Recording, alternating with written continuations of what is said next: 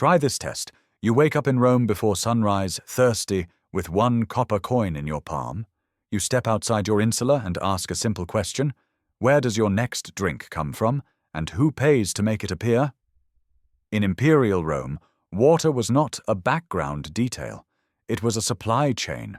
1 million people, thousands of fountains, bath complexes that ran like factories, workshops that needed constant flow, and elites who treated clean water as status. None of it worked by accident. It worked because Rome built a system that turned distant springs into daily certainty. Today we follow how Rome delivered water to a city on a scale that still feels modern, not as a list of monuments, but as an economic machine, sources, infrastructure, institutions, and the rules that decided who got water first when pressure fell. Start outside the city, high in the hills, at a spring that looks unimpressive. Clear water seeps from rock into a basin. A small shrine stands nearby, not just for piety but for protection. Springs were strategic assets. If you control the source, you control the city's lungs. Rome's advantage begins with geography and engineering. The aqueduct is essentially gravity made useful. Water moves downhill slowly, over long distances, inside channels built to maintain a steady gradient.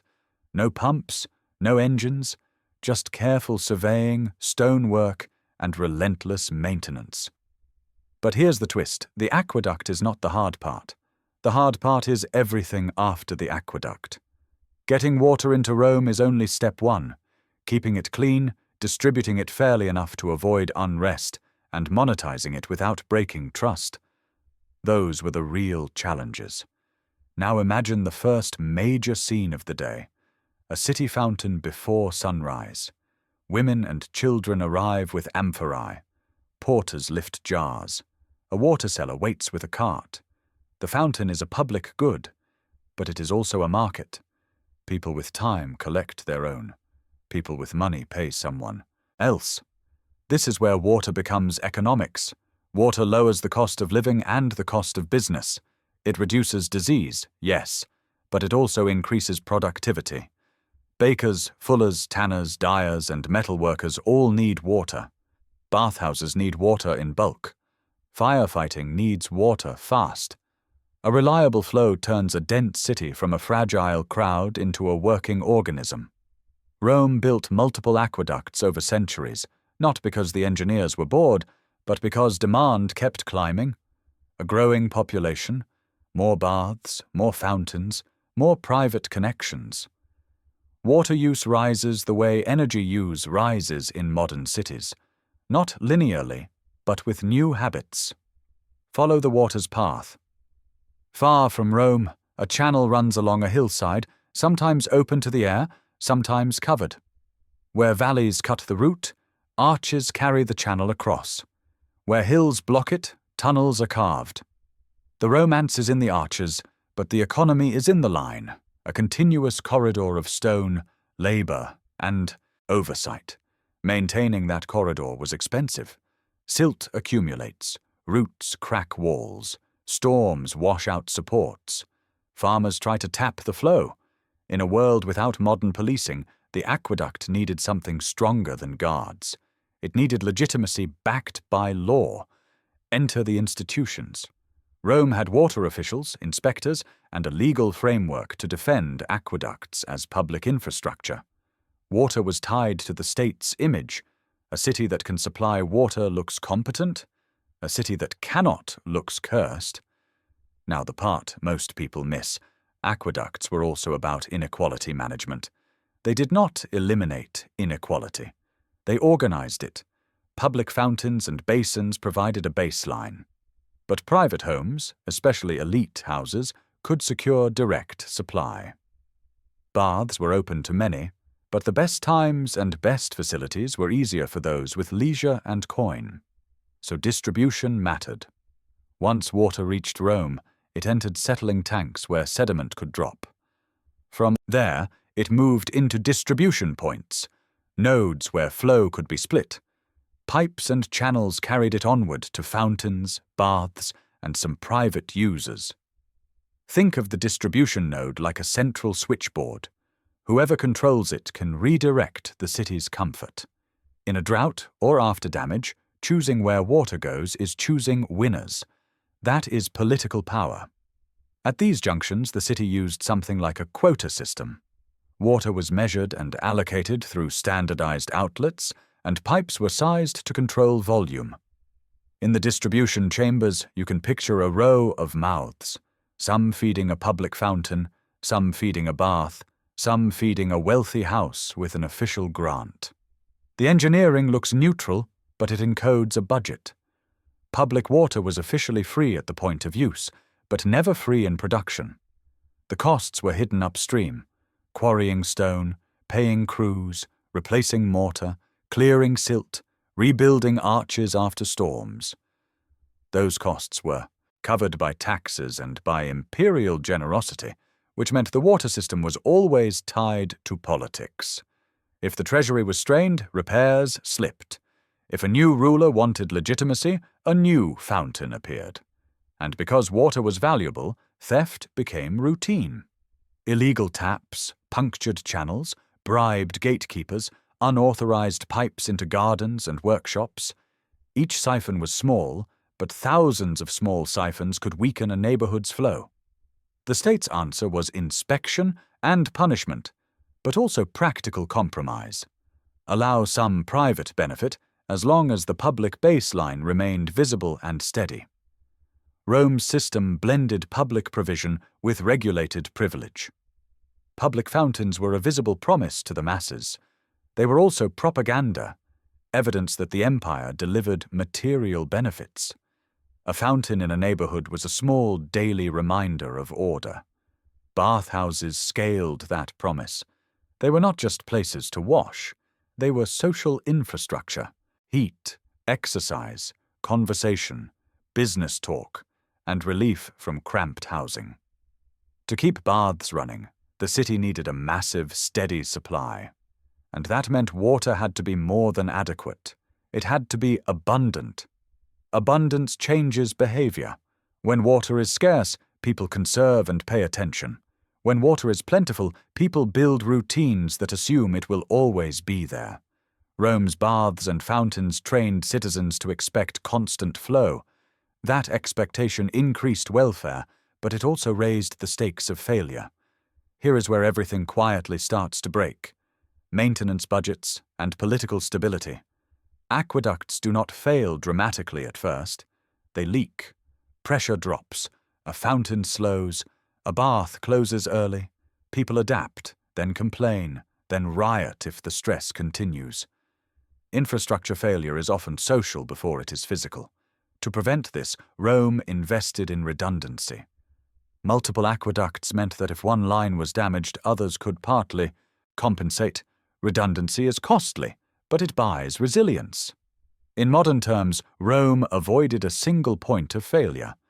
Now walk with a water inspector. He checks channels for illegal taps, inspects junctions, and measures flow. He knows that unauthorized diversions are rational behavior. If you are a workshop owner and water makes your output cheaper, you will try to secure supply. If you are a landowner with fields near an aqueduct, you might try to irrigate. The state must decide where to draw the line between public benefit and private capture. This is the classic ancient infrastructure problem. Common goods invite private extraction. The solution is governance. Rome used permits, penalties, and the credibility of enforcement. Yet enforcement was never perfect, which means, in practice, that social status influenced access. The system was technical, but it was also human. Let's talk about pipes, because pipes show Rome's priorities. Water was carried in masonry channels, ceramic, pipes, and sometimes lead pipes. Lead was easy to shape and seal. It enabled branching networks in dense streets. But it also concentrated control. Connections could be granted, sold, or denied. A private connection was not just convenience. It was a signal that you mattered. It could raise property value. It could support a household staff. It could support a garden. It could support small-scale industry inside a house. Water access became part of urban wealth. Yet Rome did not primarily fund aqueducts by charging for every bucket. That is another twist. Much of the system was financed through public resources, imperial patronage, and civic budgets. The payoff was not direct meter-by-meter revenue. The payoff was a functioning city, higher productivity, fewer fires, less disease, more legitimacy, and a tax base that stayed alive. Compare this with a simpler ancient city without aqueducts. Many cities depended on wells and cisterns. Those systems work, but they cap growth. Wells are local. Cisterns depend on rainfall. They are resilient in small scale, but they cannot fuel the same density of baths, workshops, and fountains. Rome's aqueducts were therefore not merely engineering. They were an urban growth strategy. They allowed Rome to become bigger than its local water supply would permit. In modern terms, Rome imported water the way modern cities import food and energy. But importing creates vulnerability. If the countryside is unstable, if sabotage occurs, if a war damages infrastructure, the city feels it. The aqueduct ties urban survival to territorial control. That's why aqueduct corridors were defended and legally protected. The state treated them as strategic, similar to roads and ports. Water is logistics. Logistics is empire. Now step into the water economy of everyday life. A house without a private connection still benefits from public supply, but it pays in time. Time spent waiting at a fountain is time not spent earning. That cost falls disproportionately on the poor and on women and children. Water, in other words, structures daily labor. At the same time, public supply enables secondary markets. Water carriers sell their service. Bathhouses sell entry. Vendors sell oil, towels, and snacks. A water-rich city creates water-adjacent work. There is also the political economy of spectacle. A new aqueduct, a grand fountain, or a renovated bath complex was a statement by elites. I provided this. In return, you accept my status. Public works turned private wealth and state authority into visible infrastructure. It was a bargain written in stone. Now the comparison and lesson. Rome's water system resembles other ancient river states in purpose, but differs in method. Egypt used the Nile's natural flow and canals to irrigate fields and move goods. Mesopotamia used canals but struggled with silt and salinity. Rome, lacking a single great river that could serve as a controlled water main, built artificial rivers from springs. Different geography, same logic. Control water, control stability. The weakness is also similar. When maintenance fails, the system punishes the city quickly. In Egypt, a weak flood threatens harvests. In Rome, a damaged aqueduct threatens urban life. Both are examples of state capacity made tangible. So what is the core mechanism that made Rome's system work? 3 things: gradient, governance, and redundancy. Gradient is the physics, steady, predictable flow without pumps. Governance is the institution, laws, officials, inspections, and the social contract that protected public supply. Redundancy is the strategy, multiple lines and storage that prevented single failures from becoming catastrophe. Return to the opening test. 1 coin in your hand, thirst in your throat. In Rome, you are rarely far from water, because the city decided that water was not just a private matter, it was an urban foundation. But that decision had a price. Constant building, constant maintenance, constant rule enforcement, and constant political attention. Water was never simply delivered. It was continually earned. Here is a checklist you can carry to any ancient city. Call it source, flow, and claim. Source. Where does the water originate, and who controls the spring, river, or rainfall? Flow. How is water moved, stored, and kept clean? Wells, cisterns, canals, aqueducts. Claim. Who gets priority, how is access enforced, and what happens when scarcity appears?